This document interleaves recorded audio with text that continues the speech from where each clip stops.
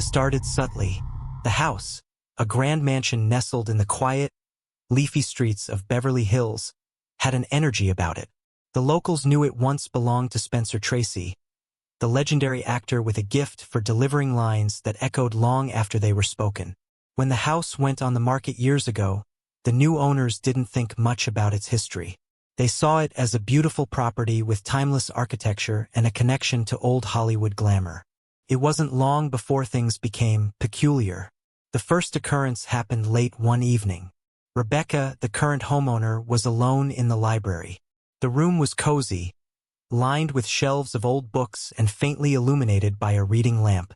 As she flipped through a novel, a voice drifted down the hall, a deep, resonant tone, deliberate and commanding. It was faint, but distinct, as if someone were delivering lines from a play. Rebecca froze. Her husband was away on business, and the housekeeper had left hours ago.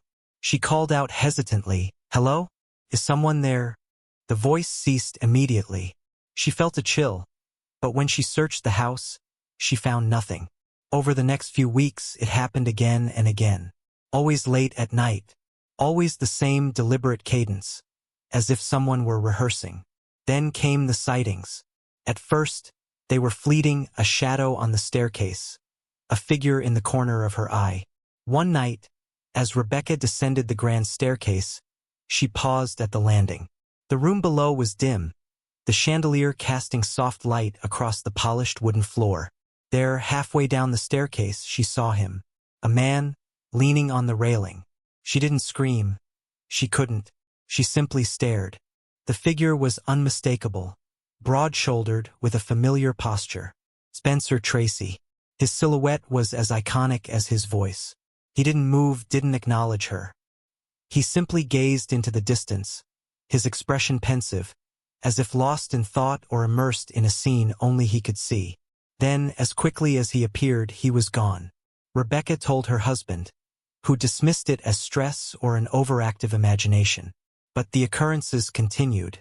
Guests began to notice as well. A dinner party once came to an abrupt halt when the unmistakable sound of footsteps echoed through the empty upstairs hall. A friend swore she saw someone sitting in the study only to find the room empty when she entered. The couple finally sought the help of a local historian, who confirmed the stories about Tracy's life in the house.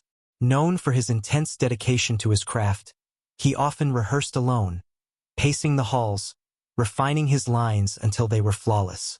Some say his spirit lingers, unable to let go of the place where he spent so much of his creative life. The mansion's new owners, though startled at first, came to view his presence as benign, a reminder of the passion and artistry that once filled its walls. To this day, visitors to the Spencer Tracy house speak of the monologues that echo through the night and the quiet silhouette leaning on the staircase, as if lost in a scene from long ago. Rebecca couldn't shake the feeling that the house was trying to tell her something. It wasn't just the voice or the fleeting glimpses of Spencer Tracy's silhouette, it was the energy of the place. Rooms felt alive in a way she couldn't explain. The grand piano in the parlor, untouched for years, would sometimes hum faintly, as if someone were pressing the keys with the lightest of touches. One night, she decided to confront it. If the spirit of Spencer Tracy truly lingered in the house, she wanted answers. Armed with a vintage tape recorder, a nod to the era he had lived in, she sat in the dimly lit study where she had seen the shadow of someone seated before. She pressed the record button and spoke softly, almost feeling foolish. "Mr. Tracy," she began, her voice trembling slightly, "if you're here, if there's something you want to say, I'm listening." The silence was thick, almost oppressive. The only sounds were the faint ticking of the grandfather clock in the hallway and the occasional creak of the house settling. Minutes passed, and Rebecca began to feel ridiculous. She reached for the recorder, ready to turn it off. And then, faintly, she heard it. It wasn't the deep voice she'd grown accustomed to hearing in the house, but rather, a rustling sound, like someone shifting in their chair. She froze, her hand hovering above the recorder. The air in the room seemed to change, growing colder, heavier. And then came a voice not through the air, but directly into her ears, as though spoken in her mind. Why did they change the ending? Rebecca's breath hitched. The voice wasn't angry, but there was a weight to it, a sadness. She looked around the room, her eyes darting to the shadows. "What ending?" she whispered aloud, as though afraid to disturb whatever presence was there. No answer. The tape recorder clicked off suddenly, though she hadn't touched it. Startled, she played it back, her hands trembling. As the tape ran, she heard her own voice asking the question, followed by the faint rustling. But when she expected to hear the chilling words that had filled her mind, there was nothing, only static. Her heart pounded. She left the study that night, her mind racing. What had he meant? Was it a reference to a film? A scene he'd rehearsed endlessly? Or something else entirely? A fragment of his life, unresolved and incomplete? The next day, Rebecca dug into Tracy's filmography, scanning through old records and watching interviews. Her search turned up nothing unusual at first. But when she reached his final projects, something caught her eye. There had been rumors about one of his films, an alternate ending, cut at the studio's insistence. A creative decision he had fiercely opposed. Had she stumbled upon the thread of something unfinished? That evening, a storm rolled in, battering the mansion with heavy rain. Alone again, Rebecca sat in the library, the flickering fire casting long shadows across the walls.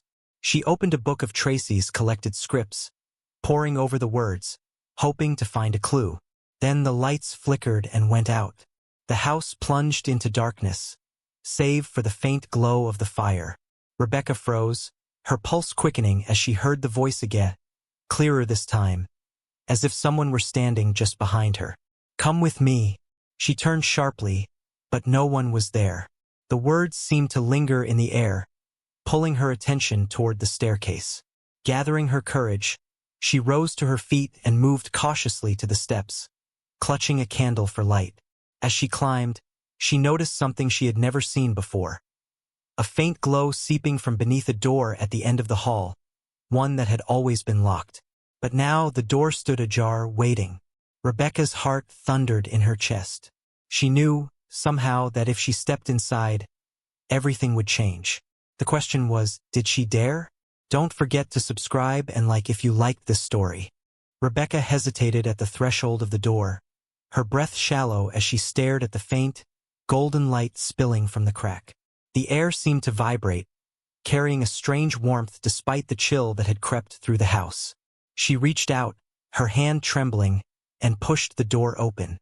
The room beyond was unlike any other in the house. It was small and sparse, the walls lined with faded movie posters, handwritten notes pinned haphazardly beside them. A single desk stood in the center, and on it lay an old reel-to-reel tape recorder, its spools turning slowly as though it had been waiting for her. The glow came from an antique lamp on the desk, its amber shade casting a sepia tone over the room. Rebecca stepped inside, drawn by an invisible force. The moment her foot crossed the threshold, the door creaked shut behind her. "Hello," she called out, her voice barely above a whisper. The recorder clicked loudly, startling her. Its spools stopped spinning, and then the tape began to play. At first, there was only silence. Then came the voice, unmistakable and rich, carrying the same deliberate cadence she had heard echoing through the house. It was supposed to mean something, the voice said, full of frustration and regret, but they wanted it tied up with a bow. Life isn't like that. It's messy, real. They didn't understand. Rebecca's eyes widened. "Mr. Tracy?" she ventured. The voice continued as though it hadn't heard her. I told them it wouldn't resonate. And now it's lost." The tape hissed and crackled, then fell silent. Rebecca's gaze darted around the room, her heart pounding. The posters on the walls seemed to shift under the flickering light, their titles and images blurring, as though hiding a secret. One caught her eye, a film she didn't recognize. The title was scrawled in a script-like font, "The Final Hour." Rebecca frowned. Spencer Tracy had starred in many films, but this one didn't appear in any of the records she'd found. The image on the poster was haunting. A man standing alone in the rain, his silhouette fractured like broken glass. As she stepped closer to examine it, the floor creaked beneath her. She froze, then turned quickly as a shadow flickered across the far wall. It moved slowly, deliberately, as if pacing. "What does it mean?" she asked aloud, her voice shaking. The tape recorder clicked again, but this time it didn't play. Instead, the spools began to turn backward, rewinding rapidly until they stopped with a loud snap. The silence was suffocating. And then a whisper. It wasn't the deep, commanding voice from before, it was softer, almost desperate. "Find the ending." Rebecca turned back to the poster of the final hour. Her hand brushed against the edge of the frame, and she noticed something unusual. The poster wasn't completely flat against the wall. There was a small gap at the bottom, as if it was concealing something. She hesitated, the weight of the moment pressing down on her. Her fingers slipped beneath the edge and tugged. The poster came away easily, revealing a hidden compartment in the wall. Inside was a narrow shelf holding a single item, a film reel, its metal canister tarnished with age. Rebecca's pulse quickened. She lifted the reel, its weight surprising her, and saw the title etched into the side in faded handwriting, "The Final Hour Director's Cut." A sudden draft swept through the room, extinguishing the lamp. The golden glow was gone, leaving Rebecca in near darkness save for the dim light spilling through the crack under the door. She clutched the reel tightly as the walls seemed to close in, the once familiar house now feeling foreign and alive around her. She needed to know what was on the reel, but where could she even play it? Did the answers she sought lie on the fragile film strip? Or would watching it open doors better left shut? And as she turned to leave the room, a faint whisper echoed behind her, sending chills down her spine. "Be careful. Some stories don't like to be found." Rebecca hurried down the hallway, clutching the film reel as if it might dissolve in her hands. The house seemed to shift around her, the once familiar creaks of the floorboards now felt like whispers, and the shadows seemed to deepen with each passing step. She needed answers, but where could she play the reel? The mansion's basement came to mind. It was a space she had avoided since moving in, not out of fear, but simply because it felt untouched, too steeped in the past, as if it belonged to someone else. But now it felt inevitable. She descended the staircase, her candle flickering in the draft that seemed to rise from below. The basement door groaned as she pushed it open, revealing a space that smelled faintly of old wood and dust. The room was cluttered with relics of the past. Forgotten trunks, faded photographs, and furniture draped in white sheets. In the corner, she spotted it. A vintage film projector, perched atop a sturdy oak table. It was like something out of a museum, with its brass knobs and spooled wires. It seemed almost pristine, as if it had been waiting for her. Rebecca set the reel down carefully and began threading the film through the projector. Her hands trembled as she worked, the delicate film strip crackling faintly in the silence. When she was finished, she stood back, staring at the blank wall where the projector would cast its image. Taking a deep breath, she flipped the switch. The projector whirred to life, its beam of light cutting through the darkness. The film flickered to life on the wall, showing the title card for The Final Hour. Rebecca's heart raced. The images that followed were haunting, grainy black and white shots of rain-soaked streets. A lone figure walking with a weary gait, his face obscured by shadow. But something was wrong. The sound didn't match the film. Instead of dialogue or music, the projector emitted a low, guttural hum, punctuated by faint whispers that seemed to echo around the room.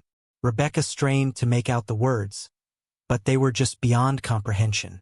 As the film played, the figure on screen stopped in front of a door, an unassuming wooden door that looked eerily familiar. Rebecca leaned forward, her breath catching as she realized why. It was the same door she had just opened upstairs. The figure on screen turned toward the camera, his face still obscured. Slowly, he raised a hand and pointed, not at the door, but directly at Rebecca. She stumbled back, her candle falling to the floor and extinguishing itself. The whispers grew louder, swirling around her, filling the air with words she couldn't understand. She reached for the projector's switch, desperate to turn it off, but her hand froze as the figure on screen spoke for the first time. "Find the truth," he said, his voice hollow and distorted. "But know this. Once seen, it cannot be unseen. The film sputtered and cut to static. Rebecca stared at the blank wall, her chest heaving. She turned to leave, but stopped short. The room was no longer empty. Standing in the corner, barely visible in the dim light, was the same figure from the film. He was motionless, his shadow stretching unnaturally long across the floor. Rebecca wanted to scream, to run, but she couldn't move. The figure raised his hand again, pointing at something behind her. Against her better judgment, she turned to look. The wall where the film had played was no longer blank. A single phrase was scrawled across it, as if etched in shadow. The ending is where it begins. Rebecca turned back, but the figure was gone. And then, from the depths of the house, she heard the unmistakable sound of footsteps, slow, deliberate, and getting closer. Rebecca's heart pounded as the footsteps echoed through the house, deliberate and unyielding. They were coming closer, reverberating down the staircase above, then pausing as though the unseen presence was deciding its next move. She grabbed the film reel from the projector, clutching it to her chest like a shield, and edged toward the basement door. The air felt heavy, suffused with a tension that prickled her skin. Then, she heard the voice again. It came from everywhere and nowhere at once, deep, deliberate, unmistakably Spencer Tracy's. "You've seen the truth," it said. "Now finish it." Rebecca's eyes darted around the room. The door upstairs? The hidden compartment? The film?